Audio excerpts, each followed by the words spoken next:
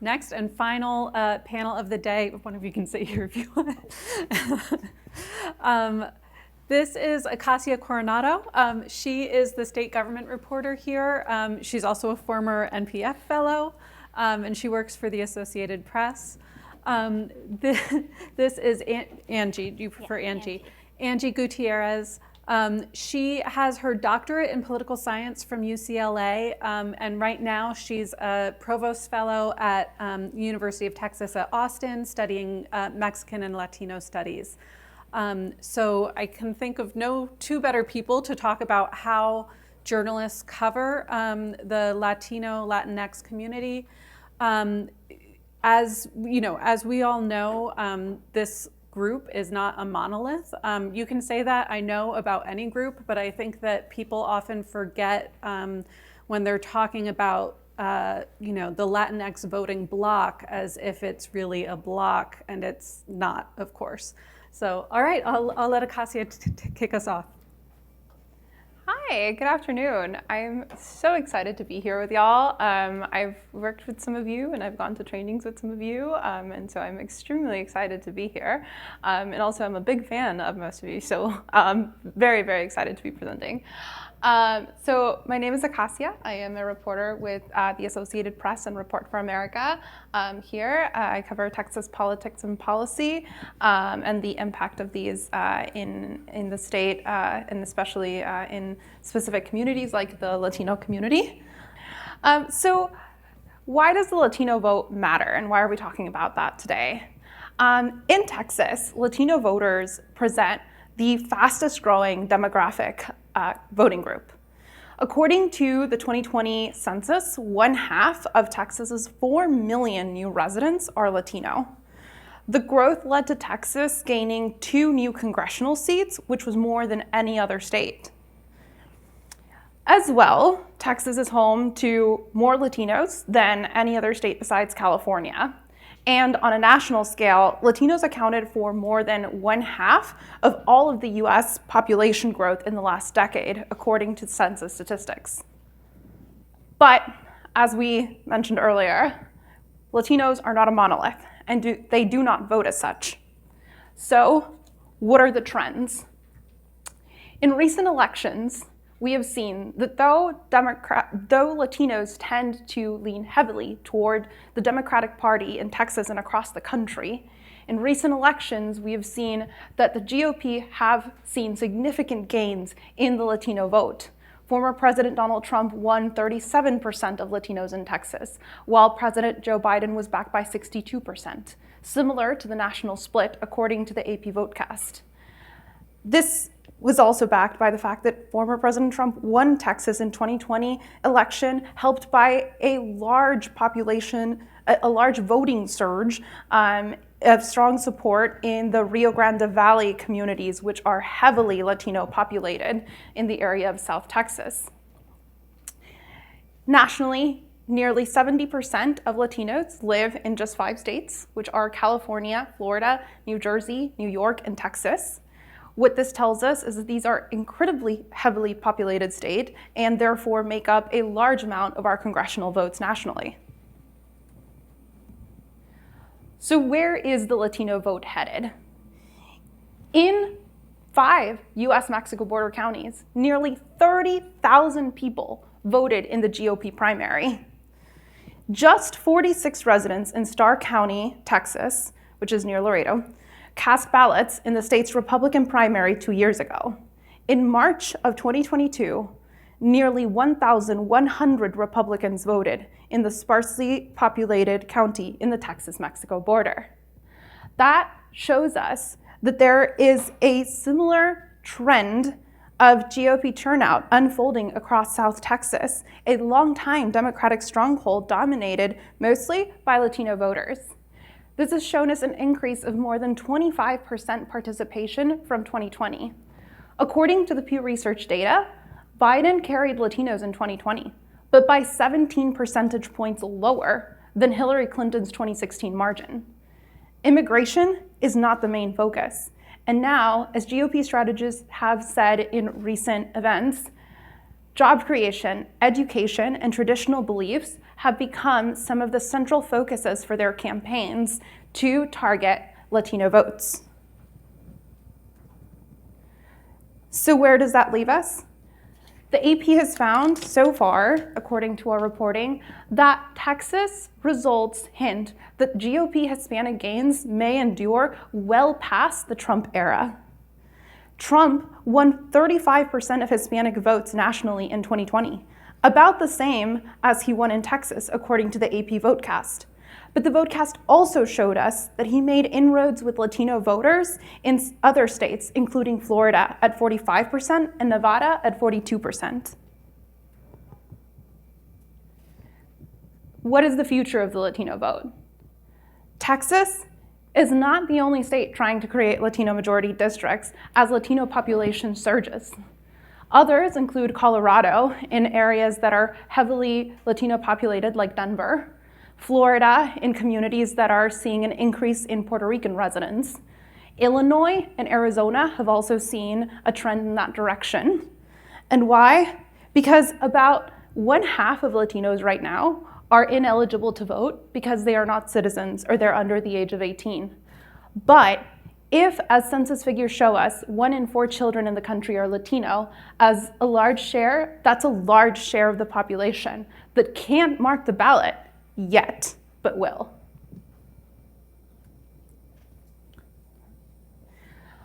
So, what is the future of these future voters? We take a look then at redistricting. This is the current redistricting plan that was approved under the state's legislative session in October. It was part of a 30-day special legislative session that was called in October to create the new districts. In every decade since the passage of the Voting Rights Act in 1965, courts or the Department of Justice have ruled that Texas's redistricting plans violate federal laws, partly because they have scattered Democratic-leaning Latino votes among multiple districts dominated by non-Latino white voters who tend to lean Republican.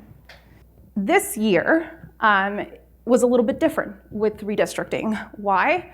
Because of this trend, Texas, along with several other states, used to have to seek from the Department of Justice something called preclearance, which means that they had to seek approval from the Department of Justice before enacting their plans. But because of a 2013 decision led by a conservative majority U.S. Supreme Court, for the first time in decades, Texas did not need to seek approval to enact their plans. In October, the Texas representatives and senators, the Texas leaders, approved redrawn U.S. House maps that heavily favor incumbents, majority Republican, and decrease political representation for growing minority communities. Texas will now have 7 U.S. House districts where Latino residents hold a majority, down from 8. The GOP mostly redrawn maps did not include any new districts where Latino residents hold a majority, despite Latinos making up half of Texas's 4 million residents. In fact, the plan does not create any additional districts where Black or Hispanic voters make up more than 50% of the voting age population, known as the VAP, even as people of color are accounted for more than 9 of 10 new residents in Texas over the past decade. And when it comes to the ballot box, we also have to consider our newly rewritten election laws in Senate Bill 1, which was passed in the second special legislative session during 2021. The new bill, in a few bullet points, empowers poll watchers with new liberties, including the access that they have to voters getting close to the ballot box. It limits how voters can cast a ballot and when, including a prohibition on 24-hour voting, drive-through voting, and additional requirements for mail voting. And it increases criminal penalties up to second-degree felonies and creates new requirements for volunteers who assist voters, including those who assist voters with translation help. What does this do? Democrat groups, civil rights organizations, and voting rights organizations have said that they worry that the history of Texas groups, including conservative groups using poll watchers to intimidate racial and ethnic minorities, will become an issue once this bill comes into play in the November election. Under the new law, anyone who helps a voter must submit their name, their address, their relationship, and details of whether they were paid by a political subdivision, and swear it under an oath and sign under penalty of perjury in order to help that voter fill the ballot. That includes translating a ballot.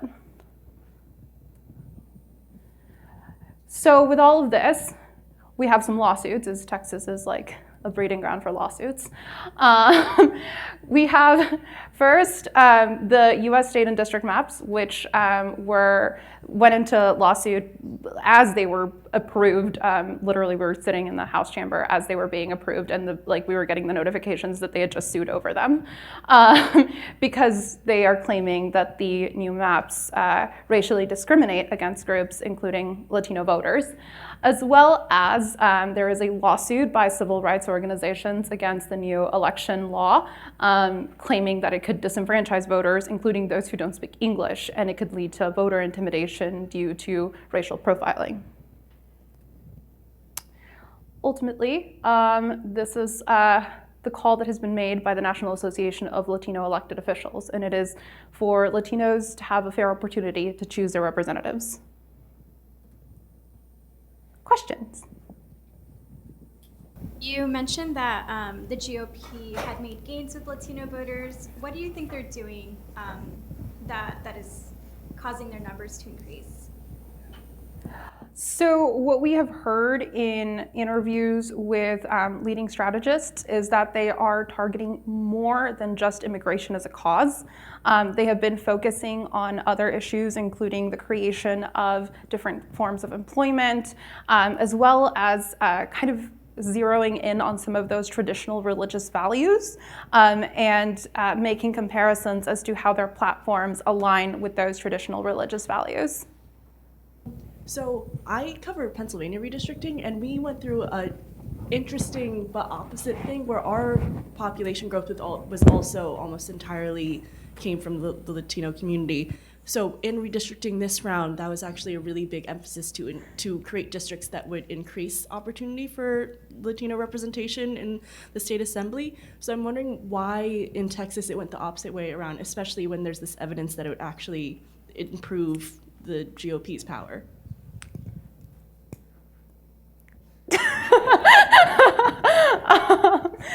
I have heard about redistricting going differently in many other states.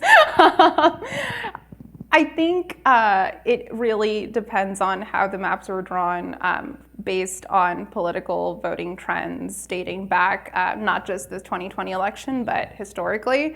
And we did see that there was a big push towards preserving incumbents. So I think a lot of the lines that we were seeing had more to do with incumbent representation rather than kind of focusing on new districts for specific parties. But the map drawers have been very quiet on their strategy. My name is Ricardo Lopez. I'm a political reporter in Minnesota for the Minnesota Reformer. You had mentioned religion being one of the values that political strategists are kind of focusing on in terms of reaching Latino voters, but I'm curious if there are other characteristics that play a role into whether they might be more conservative or more sort of democratic leaning. I'm thinking about things like immigration status, how long they've lived in the country, whether it's first, second, third generation, and I feel like Texas probably has a fair share of Latinos who have been here for generations. But I'm curious about those things, like also class, immigration status, how long they've been in the country.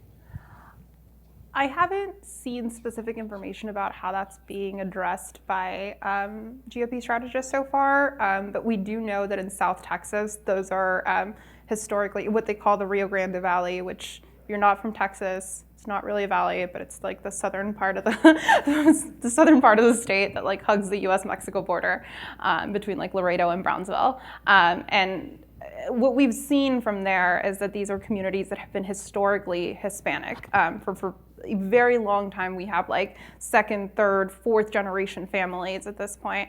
It's an area that is predominantly Hispanic since it was created. So these are areas that we do see that there are families who will vote beyond just immigration as a priority, and as well who have different views on immigration because of their proximity to the border, including because of their job opportunities that are available to them. A lot of families in this area, their source of income is people in their family who work for CBP or ICE. Hi, Jason Delgado, Florida Politics. Could some of the more bolder progressive ideas or agenda be part of the reason why Hispanics are gravitating towards a more conservative record? I think that goes in line with the way in which political strategists have been kind of playing into those traditional religious values. I think that some of the agenda items have been portrayed in different ways, and so I think that's definitely one of the ways in which strategists have kind of targeted voters to explain to them in different ways how these agenda items play out. So every 4 years, I feel like reporters, and myself included, we talk about the importance of the Latino vote. But given the title of this session, it's called "Latinos Are Not a Monolith."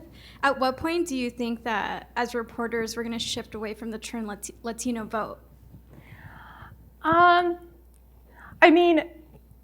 The Latino vote, I think, is like a subject area that can be split into different sub-subjects. I don't think that the Latino vote is a monolith in itself. I think there's definitely sub-subjects to that of like, how do these specific communities vote? How do Latinos in the Rio Grande Valley vote versus how do Latinos in Houston vote? How do Latinos in New York vote?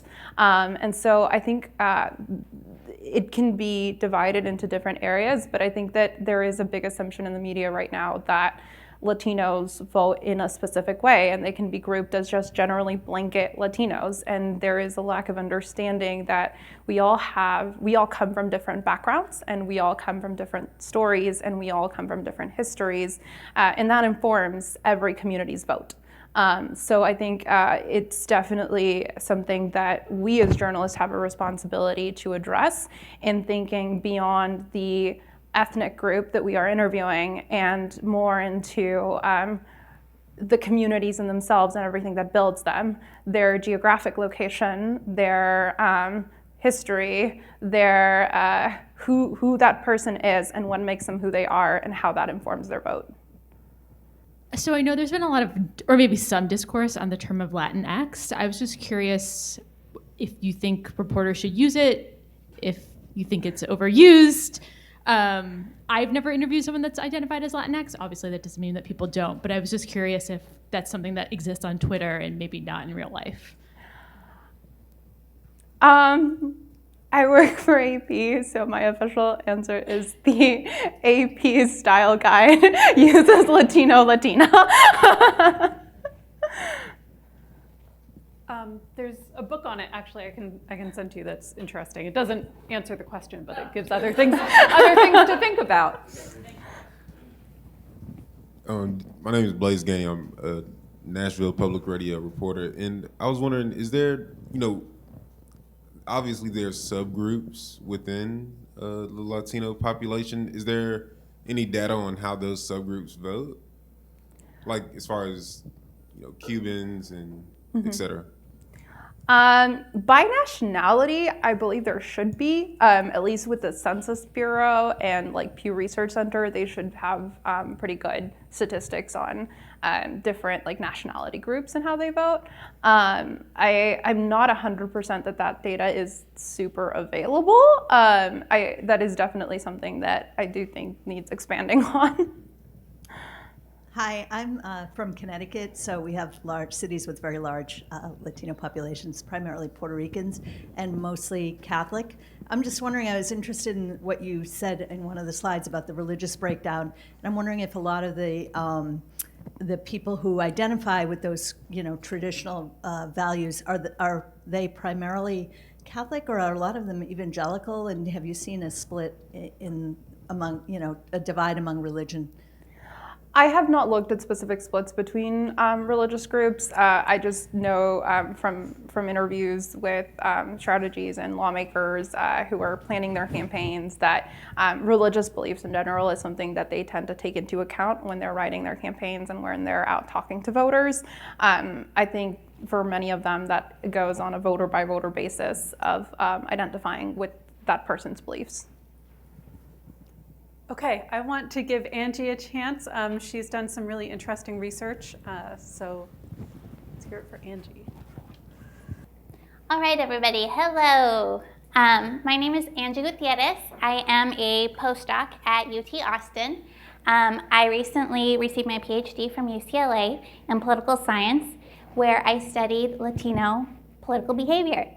Specifically, my research focuses on how threat can motivate Latinos to the polls and to increase the electorate. And my research is really focused on California specific context. I myself am from California. I remember all of these propositions happening when I was a little kid. My mom was a bilingual education teacher. So my research is really motivated by my own personal experiences, but it's very applicable and very timely to what is going on in the United States today. So I'm going to take us to a broader view and tell you a little bit more about what I've done. So in addition to working on California and threat, I also worked for Latino Decisions on the Biden campaign as a pollster. I have extensive experience in political behavior and opinion. And I've also worked on a number of court cases related to Latinos and redistricting and the census and getting questions like immigration status on the census form, which was a big issue in 2020. So I'm happy to answer all of those questions that you guys might have. But right now I want to talk about a broader view of what's going on in the Latino electorate, what we should be careful about when we're talking about Latino voters. So the first thing I want to start with is that 800,000 Latinos in the US turn 18 every year. Every year. If you think about the number of those high schoolers who can get registered and start voting, this means that we have this huge potential of young voters, and they're young. The Latino electorate is the youngest electorate among all of the voting segments in the United States.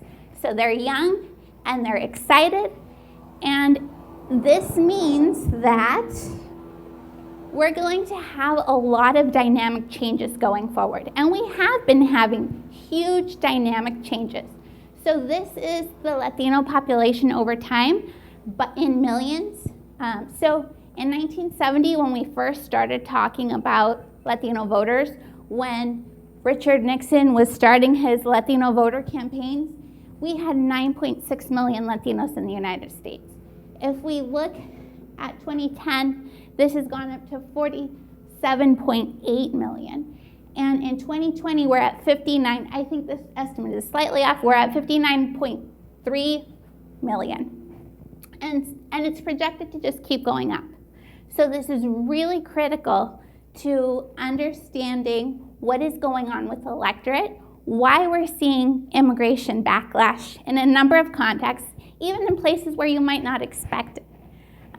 So these numbers are informing a political agenda, and we have to understand it from both sides. In places that are primarily mostly white, we see a lot of anti-immigrant laws, copycat laws to what was going on in Arizona in SB 1070. A lot of it is because of this population growth.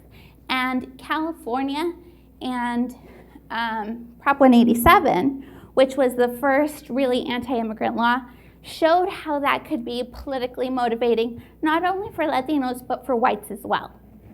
Now, what ended up happening in California is we had this huge growth in the Latino population. We had a number of advocacy campaigns organizing and getting those Latino voters registered into the polls. And so if we start seeing a lot of that work, that's what we need to be looking for. Where is the ground game? Who is setting it up? And how is that infrastructure going to build the Latino vote in the future? It's also important to realize that Latino is a pan-ethnic term. It is not a race. There are many races that Latinos fit into. And when we look at it by national origin group, we have to think about these differences that we were talking about. I know someone mentioned, like, do they vote differently by national origin group? Yes, they do. We shouldn't expect them to all have the same story. And so this number here, I just want to illustrate a point to you guys. In 2000, when the Latino population was close to 35 million, Mexican Americans made up 58.46% of the population. If we look at the Central American number here, 4.78. And then if we look at the South American here, 3.83. This slide here shows you those numbers for those same groups in 2020. The population of the Latino population has shifted in the number of Central Americans and South Americans who are in the United States. So what does this mean for us? This means we can't use those same narratives that we were using in the 90s about what the Latino voter looks like. We can't use those same benchmarks because the things that motivate South American and Central American voters are not necessarily going to be the same thing that's going to be motivating the Mexican voters. The Cuban voters have been dwindling in size over the decades, and this is likely going to continue. This is an important story, especially for those of you covering Florida, because Florida had been historically Cuban. A historically Cuban state is going to vote more Republican. Their Latino population is going to look differently. In Miami-Dade specifically, we have clusters of South American and Central American voters who are now infiltrating areas that used to be historically Cuban. This complicates the narrative of what the Latino voting bloc in Miami specifically is going to look like. So when you're out reporting, you have to think, not only am I looking at the Latino population, but which Latino population am I covering? And how is this story going to be different? Is this story going to be different? Now here, I want to talk about the percent foreign born. So in the past, it was the case that the number of foreign born Latinos in the United States was lower. What we started seeing in 2000 especially was this increase in the foreign-born population. It's starting to decline again. This means that more of the Latino population in the United States is going to be the second and third generation Latinos. Second generation Latinos still are likely going to be motivated by an immigration story and an immigration narrative, because what you're talking about is their parents. You're talking about their friends, their relatives. And so it's still an interesting and salient story for them. When you get to the third generation, that's where you might start seeing some distancing there. And so taking into account generational factors is also another important part of your story. Geography is also going to influence how you're going to cover these stories. So, you know, the Southwest has been typically the areas where we talk about the Latino vote, where we talk about immigration policy especially. Pennsylvania, however, was a huge focus for Democrats because Pennsylvania was a swing state in 2020. Pennsylvania has a large Puerto Rican population, and the Latino population is growing in that state. So what are we going to do to get those voters engaged? What sort of narrative is going to be influential there? If you're trying to influence Puerto Rican voters, you're not going to hit them with an immigration story because Puerto Rico is a part of the United States, right? So we need to be careful about the way we're covering things. We need to know these differences and think about how they might affect different aspects of the vote. And then finally, I just want to talk about saliency.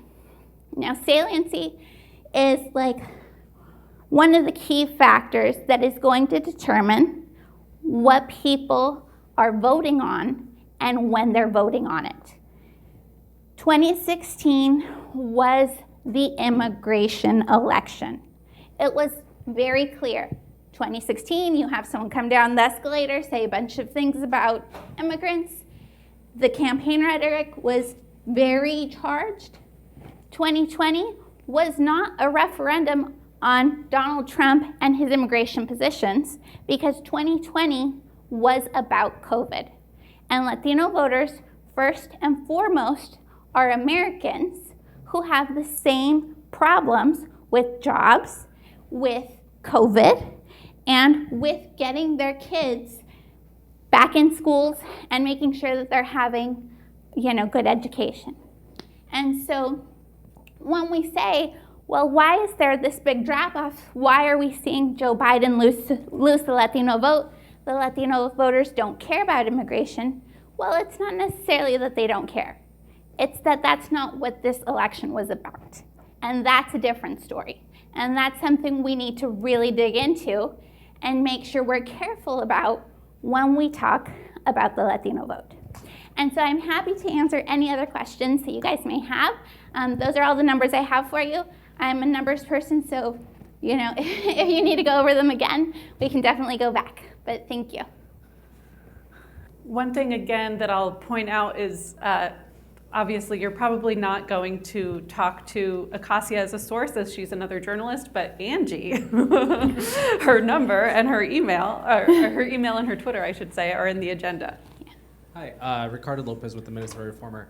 I guess I was hoping that you could talk a little bit more about Biden's Latino voter outreach, because I know that there were some stories early on about the lack of engagement there, and I'm just curious I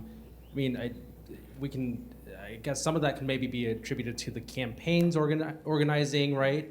But I think I'm just curious from a pollster, from a sort of like expert perspective, what you saw that wasn't resonating with Latino voters on the part of the Biden campaign. What I would say is getting started, the Biden campaign first was slower in getting their funds going. So it took them a little bit longer to get started, first of all.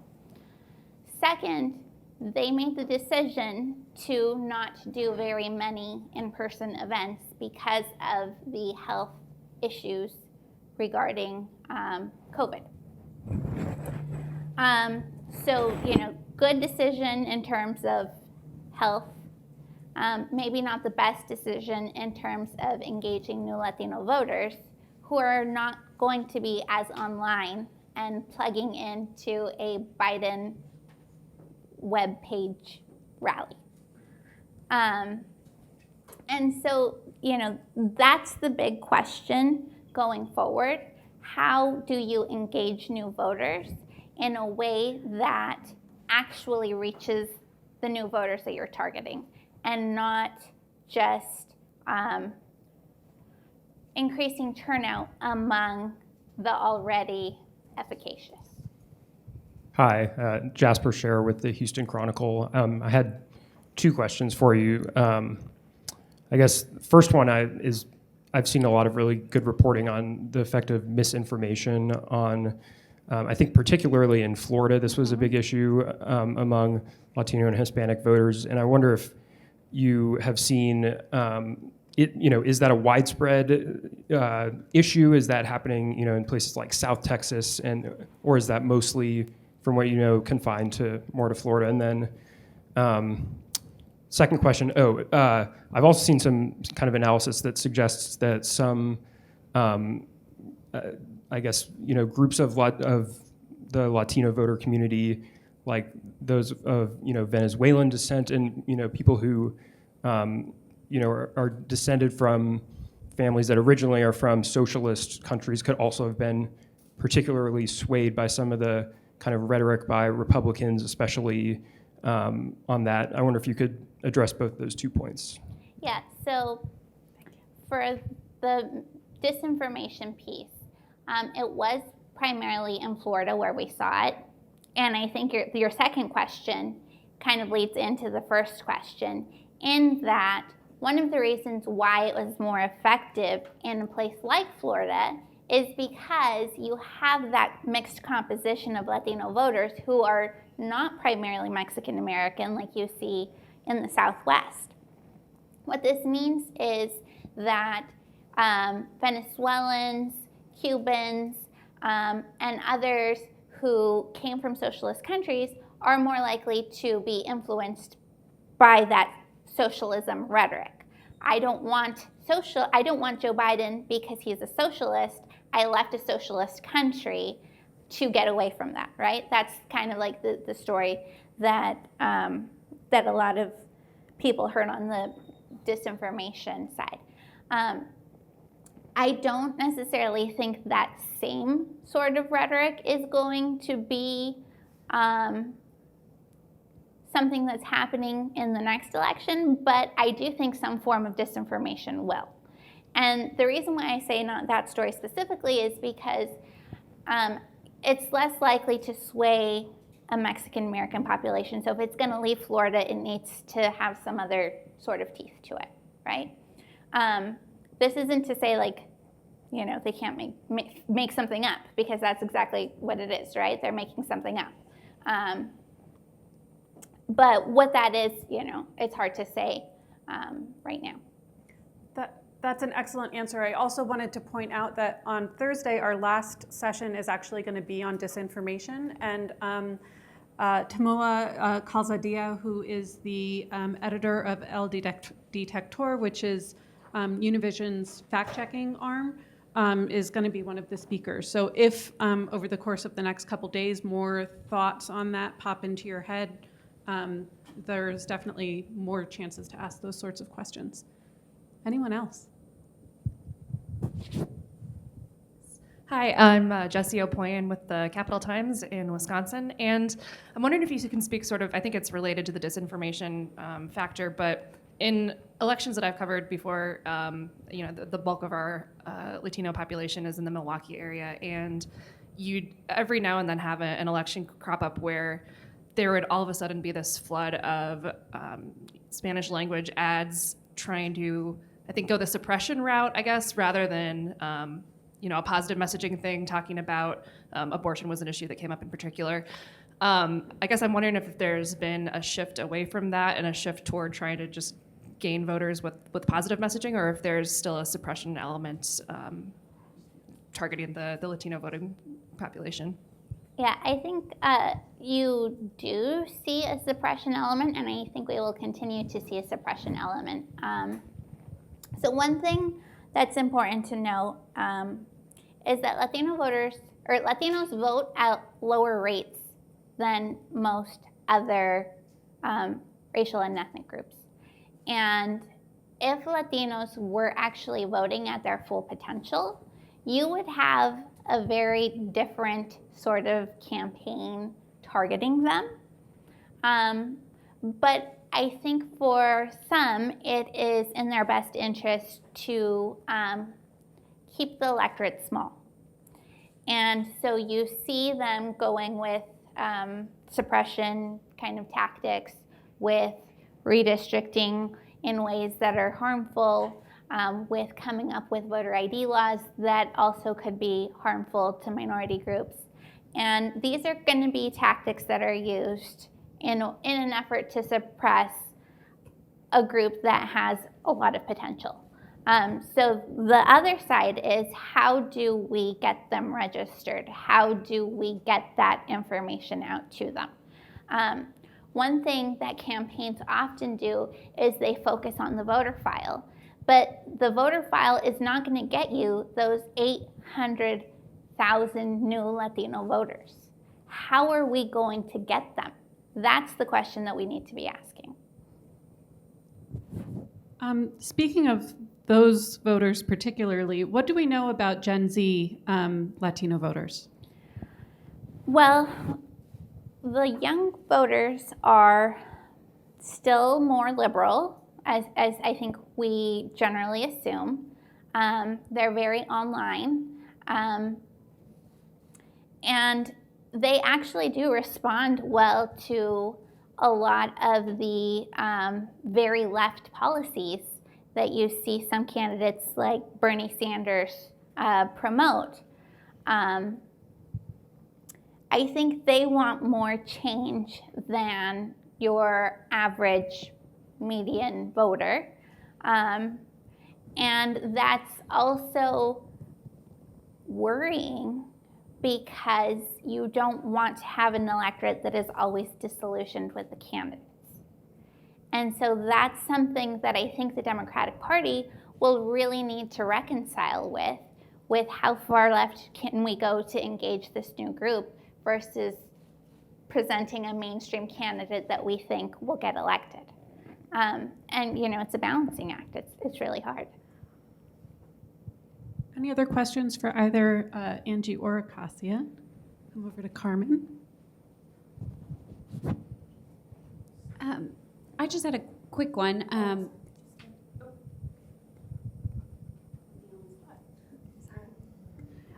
Carmen Foreman, I work for the Oklahoman. On the 800,000 new Latinos, or Latinos turning 18 every day, I wondered if that included those who aren't citizens, and if so, or if not, or if so, I wondered how many more that would be non-citizens, so those who can't vote. Yeah. So I believe that number is citizens. I don't have the number for you for including the non-citizens. Hi, my name is Samia. I'm from Cal Matters in California. Sorry, I'm still kind of working through this thought, but I feel like the data sets that newsrooms I've been in have usually relied on don't capture the nuance and complexity of the populations. I was wondering, I guess, if you have any suggestions on data sets that we can look to, sort of like you could push back with, like, hey, this is not the story. Yeah, so during the presidential campaign, Univision does a lot of polling. I would just look at Univision and see what they have available to you. And Naleo, they have a weekly tracker that they do, and I think it starts in like August. And so they're doing like a weekly sample of Latino voters. Do you have access to the Roper Center iPoll? Okay. Well, I would look into it and see if you can create an account. I know educators can, but it's a database of a bunch of polling. YouGov is also a political polling firm, and they don't necessarily specialize in the Latino vote, but they do have a lot of different polls that you can look at, and they disaggregate by groups when they can.